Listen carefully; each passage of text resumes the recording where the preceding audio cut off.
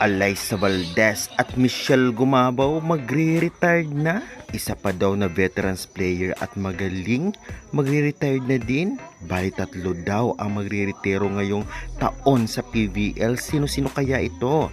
Kaya bago ang lahat at pag-usapan, please huwag niyong kalimutan mag-like, comment, and subscribe and pa-hit the notification bell for more PVL UAAP volleyball updates dito sa Pilipinas. Maraming salamat sa support. Pa-like and share na rin and avail na kayo ng ating product. Choco Mucho Creamline T-shirt. Napakamura lang pag ginamit nyo ang ating link. Maraming salamat again. Ang ating nakikita sa screen ay mga highlights nga nito ng si Michelle Gumabaw at Alyssa Valdez ng mga nakaraang conference nila. At ito nga ang mga laro nila kung saan babad pa sila at napakagaling ng performance nila. Grabe, rumor nga ito na napakalaking chance na magretiro na daw ngayong taon na ito. Usap-usapan ito hindi lamang sa Facebook kaya sa iba't ibang application sa social media. Michelle Gumabaw mukhang magpo-focus na sa family. Ganun pa man, alam naman nating lahat nakasala din siya.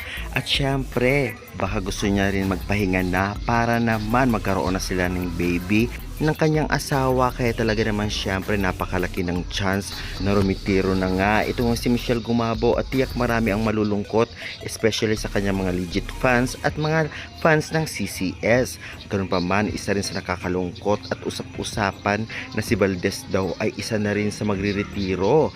Hindi lamang nga ito 100%, ngunit malaki din ang chance, lalong lalo pa mukhang minanliligaw na rin sa kanya at mukhang magpo-focus na din sa family kung sakali.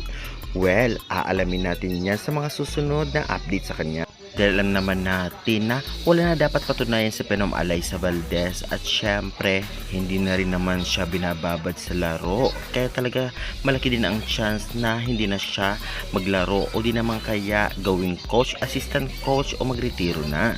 Sana hindi naman dahil kung sakali big impact ito sa volleyball dahil alam naman natin napakarami ang fans at marami nag-aabang sa kanya every game.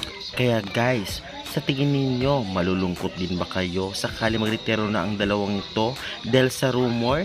Well, haka-haka lamang yan at wala pang confirmation. Aabangan na lang natin sa mga susunod kung sino nga ba ang tinutukoy na dalawa at tatlo daw na veterans player na magre-retired.